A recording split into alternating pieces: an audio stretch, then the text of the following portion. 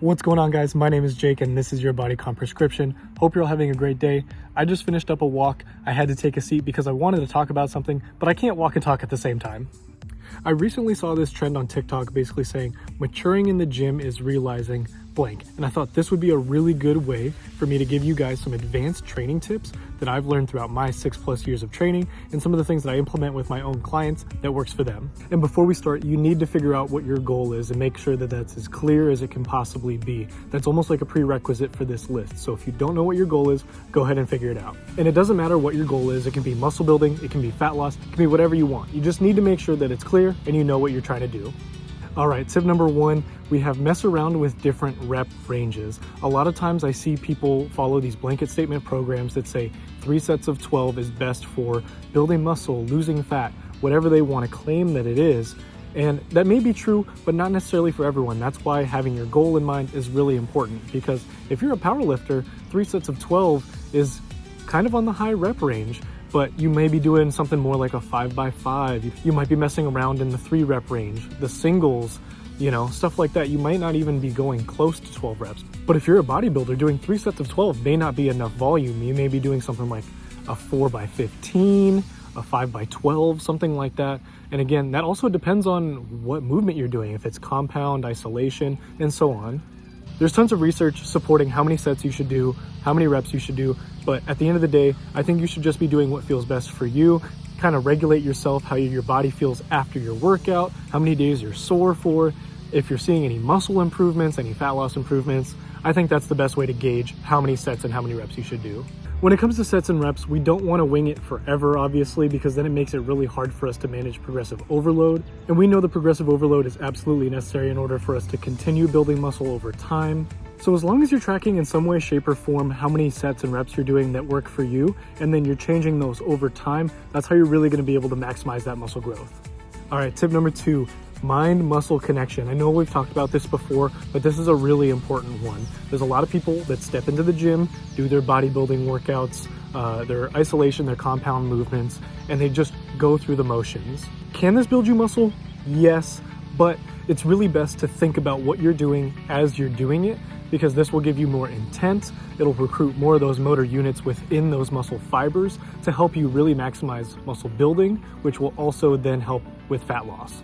A couple of tips that I use to help build my mind-muscle connection is actually physically closing my eyes and thinking about whatever muscle group is actually working. So if I'm gonna do some bicep curls, the only thing that I'm thinking about is my bicep contracting and bringing my hand higher to my shoulder, because that's what our bicep is responsible for.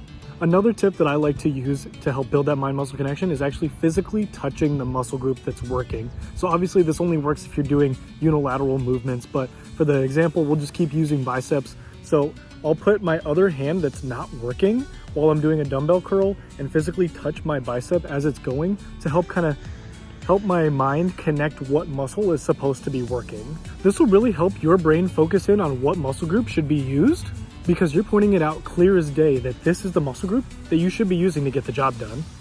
All right, tip number 3 is time under tension. This kind of ties in with the last one with mind-muscle connection.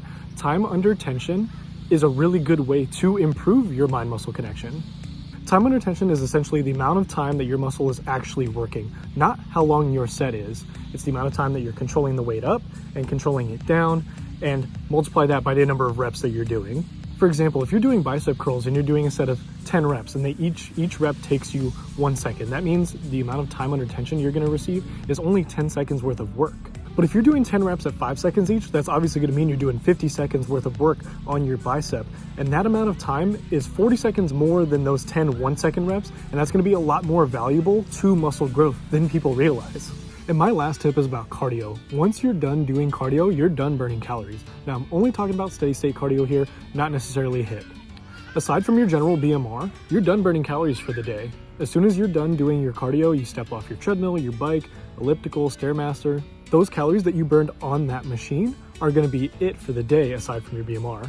So for all my cardio warriors out there that are trying to lose a bunch of fat just by doing cardio, that are busting their butts for hours and hours and hours on their treadmill, the bike, whatever, make sure that you're throwing in some weightlifting every once in a while. Lifting weights is super beneficial to burning calories over time because as you build muscle, that tissue is very metabolically demanding, aka it needs a lot of energy. So So as you build muscle through lifting weights, you're gonna burn more calories throughout the day and increase your BMR.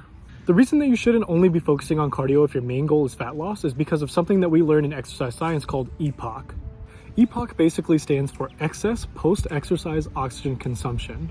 Epoc is directly related to the amount of calories that your body needs post-exercise. And to take it a step further, Epoc is actually higher following weight training and weightlifting than cardio. For example, if you're doing 200 calories worth of cardio and then you're doing 200 calories worth of resistance training, you're actually gonna end up burning more calories following that resistance training or that weightlifting because of that Epoc, the amount of energy and the amount of calories that you burn after you're done exercising.